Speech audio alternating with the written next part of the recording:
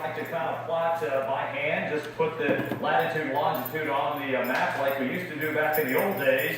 You can see that we're really close to the longitude of Charleston. Charleston is 80, and this is 80.7. Charleston man, that's right there. Latitude, and it's 30.2. So you can track along with us. The winds are 110, moving to the north at 12. About that. To stay offshore, but it's just 40 miles offshore right now. So even any little bit of a wobble could impact extreme northeast Florida and even into Georgia. And because the coastline of South Carolina kind of juts out just a little bit more, obviously our concern has been heightened just a little bit because it may take long for that bend, too long for that bend to take place, and then we could be impacted with a landfall. That's a real possibility right now. But what you've been experiencing here through the afternoon, as we see the winds continue to kick up, we've got a report of a wind gust off of Fripp Island over 60 miles an hour, so things are starting to turn in the atmosphere a little bit. And the radar showing the rain shield moving onshore, very typical of a landfalling or a tropical system that even stays offshore. And we know this one's going to be a lot different.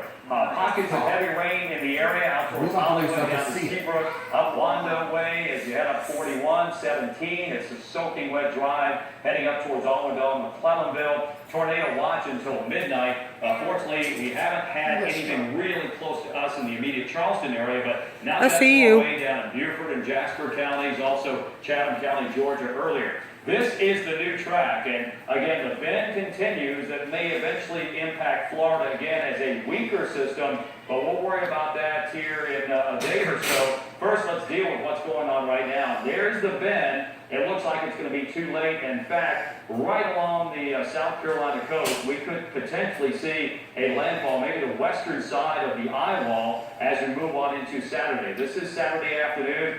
Turning into a Category 1, this is Sunday morning. So again, this time period, probably overnight tonight into early morning about breakfast time, that could potentially be the time when we see the worst weather and potentially have a landfall. Again, this is going to be really close, so we got to take everything we're saying with a little bit of grain of salt, just because any deviation in the track will change the conditions. We know the wave heights are going to be high because they already are, and as the storm lifts to the north, all of these high wave heights, including 30 feet there in the middle, will be moving northbound as well. All right, we're going to watch our gust map because this will be changing. 24 in Walterboro, 26 in Goose Creek, North Charleston. We're in Goose Creek. Folly Beach, 23 in Moncks Corner. So that's going to be an issue. In addition to the wind, the rain. So what's going to happen is we're going to get a ton of rain. We've already started to see that. And with the winds and the rain coupled together, now you're looking at potential trees piling over on top of power lines that could cause